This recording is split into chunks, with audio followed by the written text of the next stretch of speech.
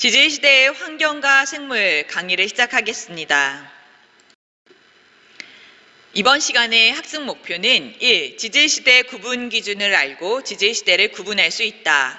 2. 화석 자료를 통해 지질시대의 생물 환경과 기후변화를 해석할 수 있다입니다. 인류가 남겨놓은 유적이나 유물을 연구하면 당시 사람들의 생활상이나 문화를 알 수 있습니다. 예전에는 이런 도구들을 사용했구나. 그렇다면 유적이나 유물이 없는 시기의 지구 역사는 어떻게 알 수 있을까요? 방금 전 애니메이션에서 본 것처럼 인류가 남겨놓은 유적이나 유물을 연구하면 당시 사람들의 생활상이나 문화를 알 수 있습니다. 그렇다면 인류가 남겨놓은 유적이나 유물이 없는 시기의 지구의 역사는 어떻게 알 수 있을까요? 또 이 시기는 어떤 기준으로 구분할 수 있을까요? 퇴적암에 나타나는 지층이나 화석을 연구하면 지구의 역사를 밝힐 수 있습니다. 지구의 역사는 생물의 출현이나 멸종, 그리고 대규모의 지각 변동 등이 일어난 시기를 기준으로 시대를 구분하고 있습니다. 지구가 탄생한 약 46억 년 전부터 현재까지를 지질시대라고 합니다. 과거 지질시대에 살았던 생물들의 유해나 활동 흔적이 지층 속에 보존되어 있는 것을 화석이라고 합니다. 생물의 껍데기, 뼈, 이빨처럼 단단한 부분이 화석으로 남아있는 것을 최화석이라고 하고요. 고생물의 활동 흔적인 동물의 발자국, 기어간 자국, 앉아있던 자국, 배설물 등 이런 것들이 지층 속에 보존되어 있는 것은 생은 화석 또는 흔적 화석이라고 합니다. 때문에 생물체에 단단한 부분이 있거나 생물이 미생물에 분해되기 전에 퇴적물 속에 빨리 묻혔을수록 화석으로 보존되기가 쉽습니다. 지질시대 동안에 살았던 생물들 중에는 긴 지질시대 중에 특정한 시기에만 출현해서 일정 기간 동안 번성하다가 멸종된 것들이 있는데요. 이러한 생물들의 화석은 지층이 생성된 시기를 판단하는 근거로 이용될 수가 있습니다. 그래서 이러한 화석을 표준 화석이라고 합니다. 표준 화석은 생존 기간이 짧고 넓은 지역에 분포하고 개체수가 많은 생물들이 이용됩니다. 대표적인 표준 화석에는 고생대의 삼엽충, 중생대의 공룡, 신생대의 매머드 등이 있습니다.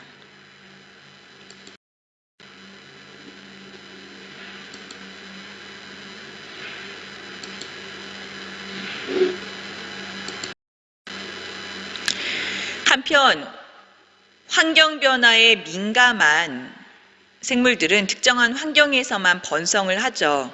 이러한 생물들의 화석은 생물이 살던 당시 환경을 추정하는 데 이용할 수가 있고 이러한 화석을 시상화석이라고 합니다.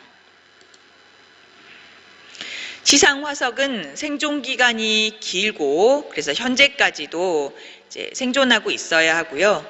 특정한 환경에 제한적으로 분포하고 환경 변화에 민감한 종류의 생물의 화석을 이용합니다. 대표적인 시상 화석에는 산호 화석과 고사리 화석이 있습니다. 자, 예를 들어 현재 화석은 따뜻하고 수심이 얕은 바다 환경에서 서식을 하죠. 그래서 과거의 산호도 그러한 환경에서 서식했을 거라고 가정을 하고 산호 화석이 포함되어 있는 지층은 따뜻하고 수심이 얕은 산호의 서식 환경에서 퇴적되었을 것이다 추정하는 겁니다. 또 고사리도 그렇죠. 고사리도 현재의 고사리는 따뜻하고 습한 육지에서 서식을 합니다. 때문에 고사리 화석이 발견되는 지층이 있다면 그러한 환경에서 퇴적되었을 것이다 라고 추정할 수가 있습니다.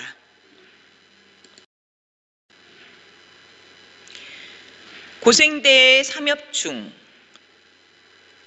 중생대의 암모나이트, 신생대의 화폐석, 이러한 표준 화석 중에는 육지에 살았던 생물보다 바다에 살았던 생물의 화석이 더 많습니다.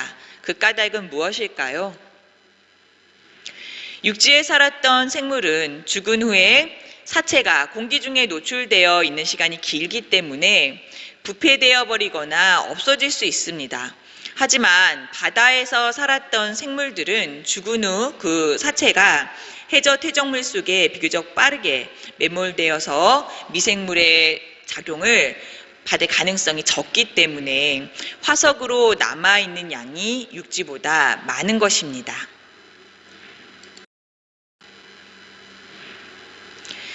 지질시대의 기후 분석, 해저 퇴적물에 묻혀있는 미생물 그리고 화석을 이용해서 지질시대의 기후를 분석합니다. 또 빙하 속에 존재하는 공기의 산소 안정 동위 원소비를 분석해서 당시 대기 조성 변화를 알아내고요. 또 꽃가루, 그다음에 나무의 나이테, 그리고 퇴적물, 동굴 생성물 등을 이용해서 지질시대의 기후를 분석합니다.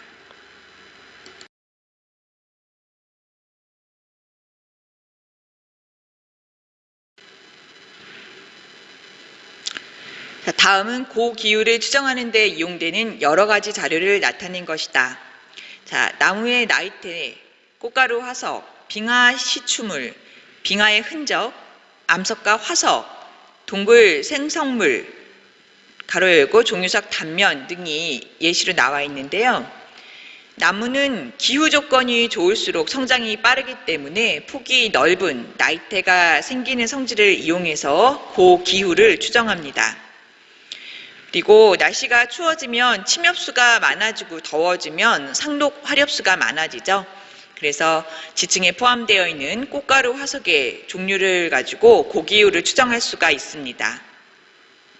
또 빙하에 포함되어 있는 그 공기방울의 산소 동위 원소비, 또 그 공기방울의 기체 조성, 이런 것들을 연구해서 고기후를 분석하는 데 활용을 합니다. 특히 이 물분자의 산소 동위 원소비 16:5분의 18호의 비율은 이제 문제에 많이 출제가 됩니다. 마지막으로 종유석 단면에 보면 지금 나무의 나이테와 같은 비슷한 줄무늬가 있죠. 그래서 이러한 것을 이용해서 생성 시기를 알 수가 있습니다.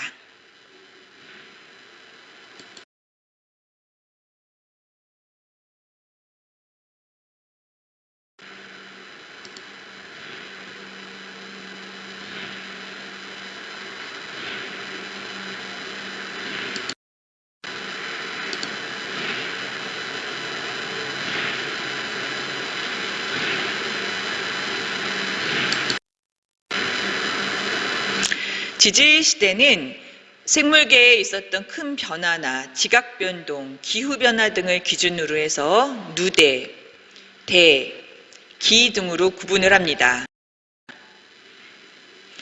누대는 지질시대의 가장 큰 구분 단위로 시생누대, 원생누대, 현생누대로 구분합니다. 시생대와 원생누대는 합쳐서 선캄브리아 시대라고도 합니다. 고생대의 첫 번째 기가 캄브리아기죠. 그래서 캄브리아기 이전의 시대다라는 뜻입니다. 현생누대는 생물계에 큰 변화가 나타났던 시기를 기준으로 고생대, 중생대, 신생대로 구분합니다.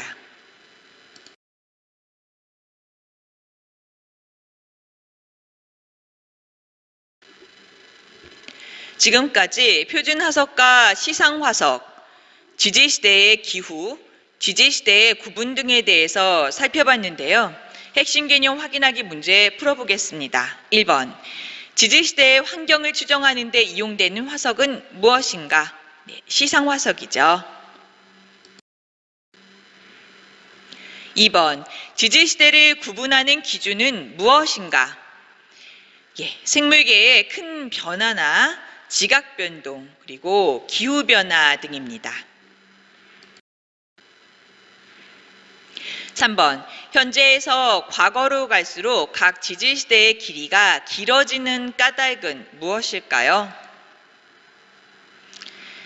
과거로 갈수록 지지시대의 구분의 기준이 되는 지층이나 화석의 자료가 부족하고 불확실해지기 때문에 지지시대를 세분할 수가 없는 것입니다.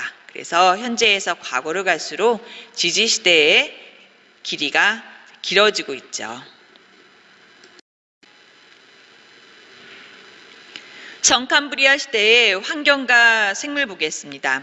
성캄브리아 시대는 워낙 그 이후에 지지시대를 거치면서 많은 지각 변동을 받았기 때문에 성캄브리아 시대의 대부분의 지층이나 화석은 이제 변형되었거나 없어졌습니다. 따라서 이 시기의 환경이나 이 시기에 서식했던 생물을 추정하기가 매우 어려운데요. 자, 그렇지만 성캄브리아 시대 초기에는 온난하였다가 후기에 이제 빙하기가 있었다고 알려져 있고요. 그리고 성캄브리아 시대 후기에는 소대륙 로디니아가 형성되었다가 이제 분기되기 시작하였습니다. 그리고 성캄브리아 시대 초기 대기의 구성 성분은 주로 질소와 이산화탄소였고 산소는 거의 없었습니다. 성캄브리아 시대 약 38억 년 전에는 단세포 원핵 생물이 바다에서 출현을 하고 성캄브리아 시대 후기에는 다세포 생물이 바다에서 출현하였습니다.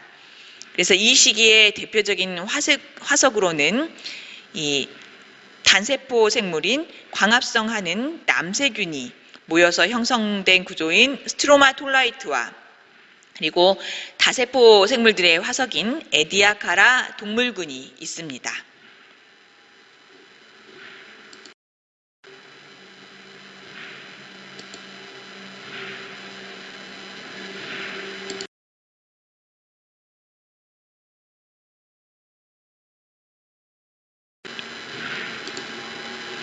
고생대의 환경과 생물. 고생대는 대체로 온난하였으나 후기에 빙하기가 있었던 것으로 알려져 있습니다. 고생대 말기에는 여러 대륙이 하나로 모여 초대륙 판게아를 형성하였습니다. 고생대에는 성캄브리아 시대보다 진화된 생물이 출현하였고 다양한 생명체들이 폭발적으로 증가한 시기입니다. 그리고 고생대 말기에는 페름기 대멸종이라고 하는 지구 역사상 가장 큰 규모의 멸종이 일어나서 당시 지구에 생존하였던 생물종의 약 80에서 90% 정도가 멸종한 것으로 추정되고 있습니다.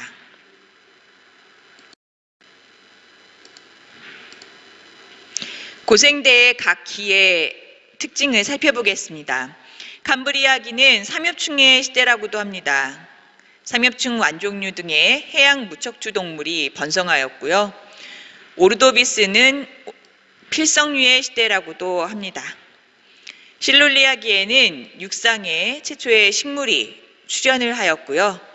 대봉기는 어류의 시대라고 할 만큼 어류의 전성기였습니다.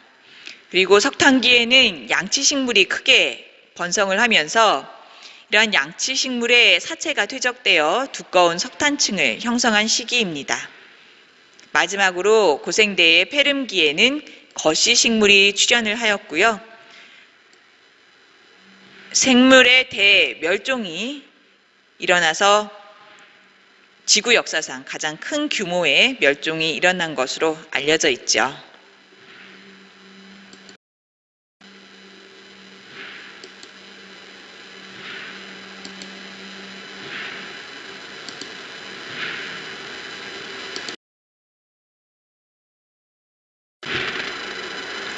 중생대의 환경과 생물 살펴보겠습니다. 중생대에는 전반적으로 온난한 기후가 계속 지속되었고 말기에는 기온이 낮아지기는 했으나 빙하기는 없었던 시대입니다. 판게아가 분리되어 쥐라기에는 대서양이 나타났고요. 대서양은 지금까지도 계속해서 확장되고 있습니다. 백악기에는 인도양이 확장되기 시작했습니다. 공룡, 파충류, 암모나이트가 중생대 전 기간에 걸쳐 크게 번성하였습니다. 1980년에 처음으로 학자들이 주장했어요. 그 전까지는 공룡이 왜 멸망했는지 알 수가 없었어. 그래서 상당히 재미있는 이론이 많아요. 몇 가지 소개를 하면은 공룡이 살던 시대 말기에 학술적으로는 중생대 말기라 그러는데 백악기에 포유류가 무진장 번성을 해요. 포유류가 공룡알을 훔쳐먹었다는 거예요. 그리고 어떻게 돼? 새끼를 낳는데 알을 낳는데 알이 부화를 못하는 거죠. 그래서 멸망했다는 설도 있어요. 어떤 사람은 공룡이 변비에 걸렸대. 변비에. 이해가 가요? 식물이 변한 거예요. 식물이. 중생대 말에 점점 그 활렵수가 많아졌어요. 그래갖고 공룡이 먹는 음식이 달라진 거야. 그 변비에 다 걸려서 죽었다. 뭐 이런 설도 있어요. 심지어는 공룡 방귀설도 있어요. 공룡이 풀을 먹었는데 풀이 방귀가 잘 나와. 그래서 방귀가 나오니까 그 방귀가 대기 오염을 시켰는데 대기 오염을 시키니까 어떻게 돼? 어? 냄새가 나서 죽어? 그런 일은 없어요. 그 메탄가스가 많아지면은 온실효과라는 말 들어봤죠? 온실효과가 이러면. 그래서 뜨거워져서 죽었다. 뜨거워져서 죽느냐? 그게 아니고 뜨거워지니까 빙하가 다 녹았다. 이거. 그래서 탁골가 닿겠다. 뭐 여러 가지 얘기가 있어요. 그런데 왜 운석 충돌설이 그럴듯하느냐 이거예요. 조금 어려운 얘기 잠깐 할게요. 1980년도에 여러 곳에서 조사를 하니까 중생대 말기 지층하고 신생대 초기 지층 사이에 시커먼 층이 있어요. 이상하게 시커매요. 일본에서도 발견이 되고 프랑스에서도 발견이 되고 미국에서도 발견이 되고 캐나다에서 발견이 되고 전 세계적으로 발견이 돼요. 시커먼 층이. 그걸 분석해 보니까 식물이 불에 타는 적이 있어. 아주 정밀하게 과학자들이 연구를 해보니까 여러분 잘 모르지만 이리듐이라는 아주 특이한 원소가 무진장 많아요. 지구상에 이리듐이라는 원소는 무진장 적어요. 아마 핵 속에 좀 있을 거라 생각이 돼요. 그런데 이리듐이 어디에 많냐면 운석에 많아요. 운석에. 하늘에서 떨어진 운석에. 근데 왜 고층에만 이리듐이 그렇게 많느냐? 딴 데보다 100배가 많아요. 이것은 아마 운석이 딱 터져서 그 원소를 쫙 퍼뜨렸을 것이다 하는 거죠. 자, 그러면은 운석이 떨어지는데 왜 공룡이 멸망해? 운석이 지나가면서 공룡만 다 때리고 지나갔나? 공룡만 골라가지고 그럴 일은 없단 말이야. 그 왜 멸망해? 팍 터지면서 죽은 거 있죠 당장. 그죠? 근데 또 뭐 엄청나게 많은 먼지를 일으켰어요. 먼지가 너무 많다 보니까 어떻게 돼? 햇빛이 들어와 안 들어와? 안 들어오죠. 안 들어오니까 어떻게 식물이 자라 못 자라? 못 자라지. 그러니까 식물도 멸망하고 공룡도 먹이가 없고 춥고 해서 다 죽었단 말이야. 그리고 그것에 견뎌낼 수 있는 것은 살아났다라는 것이 오늘날 해석하는 공룡의 멸종설이에요. 자, 이해가 됐어요?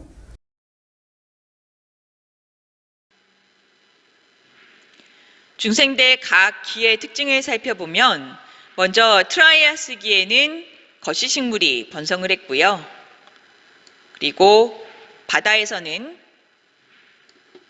두 종류, 그러니까 머리에 다리가 달린 암모나이트가 크게 번성하였습니다.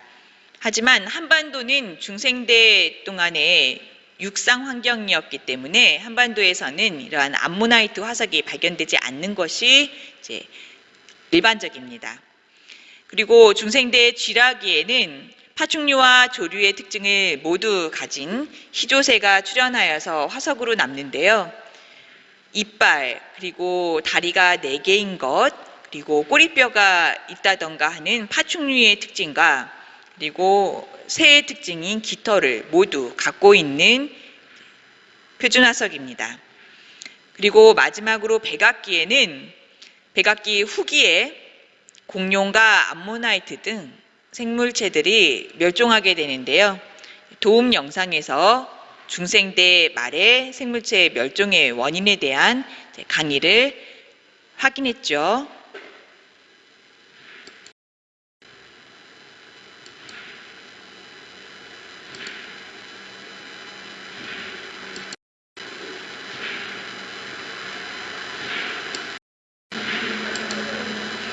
신생대의 환경과 생물 특징 살펴보겠습니다. 팔레오기와 네오기에는 대체로 온난하였으나 점차 한랭해진 것으로 알려져 있습니다. 이때 거시식물은 쇠퇴하고 속시식물이 이제 번성하게 되고요. 지구상에 넓은 초원이 형성됩니다. 그리고 매머드, 말, 낙타 등의 포유류가 번성하였고 매나 올빼미 등의 조류가 출현하였습니다. 영장류가 출현하였고 신생대 표준화석인 화폐석이 출현하였다가 멸종하게 됩니다. 신생대 제4기에는 여러 번의 빙하기와 간빙기가 존재했습니다. 마지막 빙하기가 약 10,000년 전에 끝이 났고요. 그리고 오늘날과 거의 비슷한 수족 분포를 이루게 됩니다. 매머드가 번성하였으나 말기에 멸종하였고요. 단풍나무, 참나무 등의 속시 식물이 번성하였습니다.